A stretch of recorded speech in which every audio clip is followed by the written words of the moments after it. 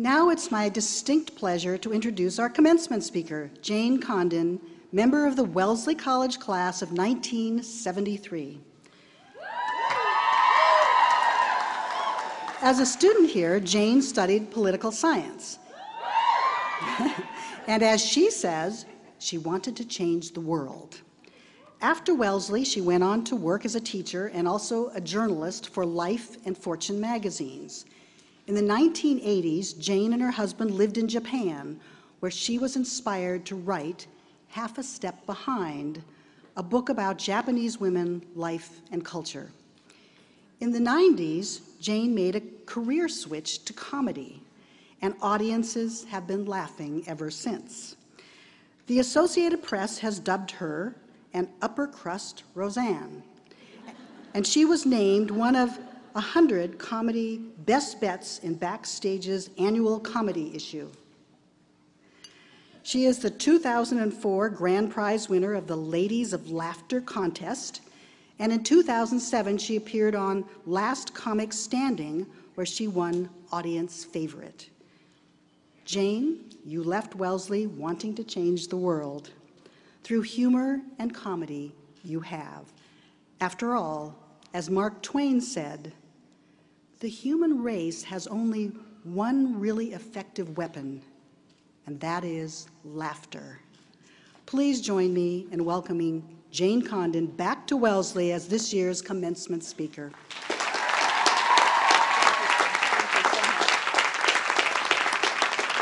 Thank you all. I want to start by saying I'm no Clara Youb. That girl is funny, ladies and gentlemen. She is great. Claire, please hire me someday. President Bottomley, esteemed faculty, proud parents. Where are my parents? I want to hear it from the parents. I love the parents. They're not worried about you. They're not worried about paying the tuition. They're looking at you today thinking, how am I going to fit all that stuff in my car? And last but not least, kick-ass seniors! Yeah!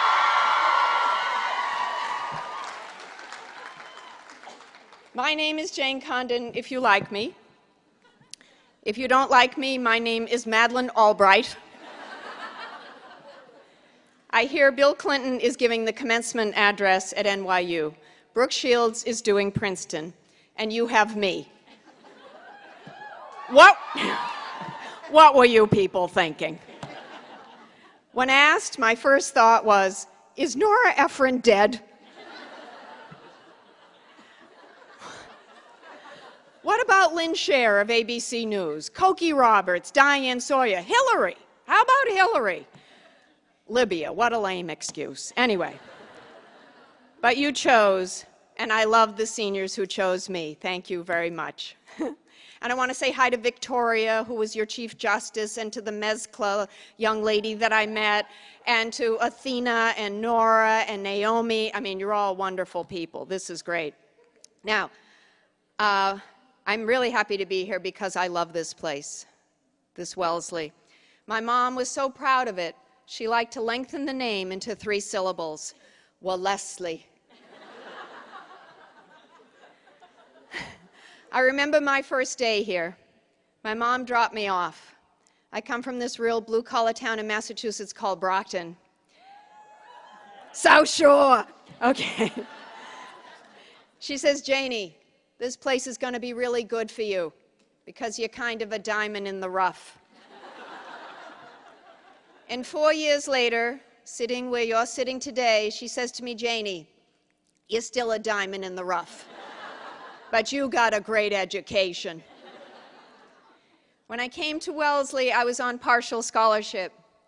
My dad had died when I was 15, and don't worry about me, everybody has problems. The Wellesley Student Aid Society gave me a wastebasket. Thank you. A dictionary, and a gift certificate for $50 worth of books. I was so touched, I almost cried.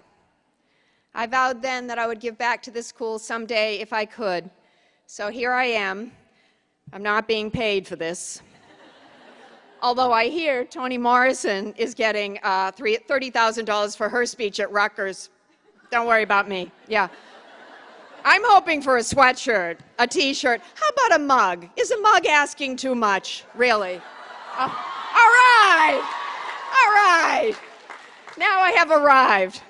How much will this go for on eBay? I have no idea. No, I am going to keep this forever. Thank you, Kim. Thank you. Anyway, this leads to my first point this morning, which is what I want to say to this incredibly impressive group of graduates. Ask for money. Always ask for money. Learn from my mistakes. When you go out there into that wide, wide world, I want you to ask for what you want. Very few things will be handed to you. You ask for that internship. You ask for that job. And I'm not saying you have to do this, but I asked my husband to marry me.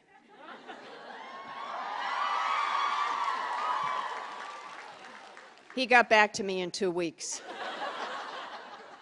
with a list of pros and cons, not knowing I was the best thing to ever happen to him. I have a joke in my act about us. I say how we've been married for a long time. So let me say this about same-sex marriage, honestly. What's the problem? My husband and I have had the same sex for 32 years.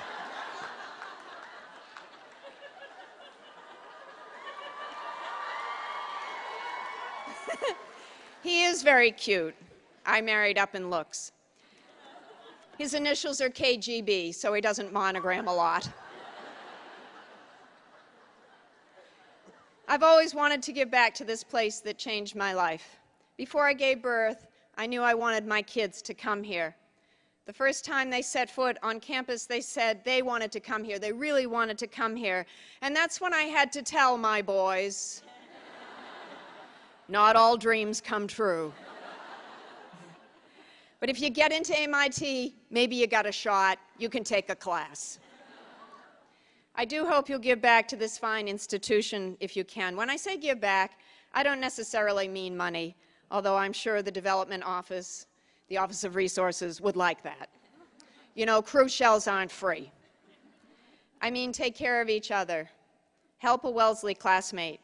When you get older, maybe you can arrange for an internship. When I was a junior, they had 10 summer internships in Washington, D.C. I was number 11 on the list. I mean, I could have been running this country by now. But okay, maybe that worked out for the best. But for right now, what can you do? Post something nice on a friend's Facebook page. Be a good friend. What's the fun of going through life alone? I used to get offered shows at different comedy clubs and country clubs. I did them for a while, then I asked if I could bring a friend. Sometimes someone below me, sometimes someone above. And don't bring too many above, they make you look bad. All right. But I always said that when I do a show and it's just me, it's just a show. When I bring a friend, it's a memory. Help other people, and they will help you. Also, help other people just because it feels good. I tried to help my comedian friends on the way up. They always knew my car had food. Goldfish, gum, Diet Coke, and Fig Newtons. I'm not saying it's nutritious, I'm just saying it's food. I give them rides. I get them jobs in the suburbs. My experience is that what goes around does come around, not always directly. My fairy godmother appeared 2 years ago. She saw 20 minutes of my act. She gave me her spot at Ensemble Studio Theater in New York City to do my one-person show. She gave me her director. She found my producer. And 10 days ago, I just finished an extended run of my first off-Broadway show, Janie Condon, Raw and Unchained. Yeah. Thank you. This woman is Susan Sandler, and she wrote a movie that was big in the 90s called Crossing Delancey. I know commencement speakers are expected to inspire. I'll tell you the truth, honestly, I got nothing. But I'm Wellesley, so if I don't know the answer, I know where to find it. I didn't go to the library, I didn't go to the internet, I went straight to my refrigerator door, where in among all the magnets and the family photos, I found a few inspirational quotes. The first is from Ralph Waldo Emerson. His definition of success: to laugh often and much, to win the respect of intelligent people and the affection of children, to earn the appreciation of honest critics and endure the betrayal of false friends, to appreciate beauty, at least the front row. Okay. You guys are so much better looking than we were, I gotta tell you. Things have changed. To find the best in others. My dad always said even the bus driver has something to teach you. To leave the world a bit better, whether by a healthy child, a garden patch, or a redeemed social condition. To know even one life has breathed easier because you have lived. This is to have succeeded. President Calvin Coolidge said perseverance is key.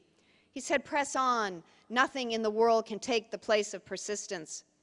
And having lived in Japan for 5 years, omedetou gozaimasu, Suzuki-sensei, I want to share my favorite Japanese proverb with you.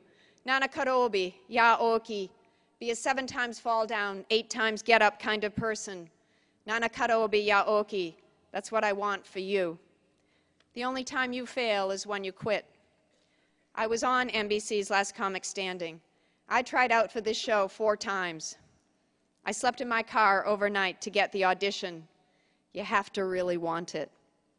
So here we are on this momentous day, your day. I'm looking at all these educated, eager faces and thinking, you've got a great ride ahead of you. I'm also thinking, this isn't in my script, I have a son, and any of you are interested, he's over there in the gingham blue. Really, take a look. Honey, could you stand up? Just wave. He is not unattractive. Please. Really, you'd be doing me a big favor. It'd be nice if you had a job with health benefits. Okay. Moving on. Yeah, you got a great ride ahead of you with ups and downs, but with a great education in your back pocket. Wellesley women always seem to share one quality, quiet confidence. And I'm going to let you in on a little secret. They make great old ladies. In closing, I was at an event once with many impressive women. The question was, what would you put on your tombstone? I said, for me, she brings joy. Hillary, our Hillary, said, I done my damn best. And Estelle Ramey, a professor of endocrinology at Georgetown University, said these words, I have loved and been loved, and all the rest is background music.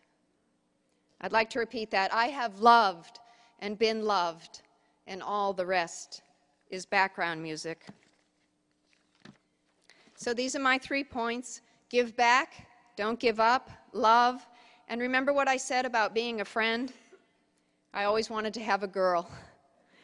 My boys were supposed to be Kate and Elizabeth. Now I like to think I have 600 daughters. Thank you. I want you all to friend me on Facebook. I want to say this, if you ever need anything at all, I want you to call President Kim Bottomley. She's a leader. I'm just a little comedian. You are an amazing class. Thank you for the honor of a lifetime. Thank you very much. Thank you.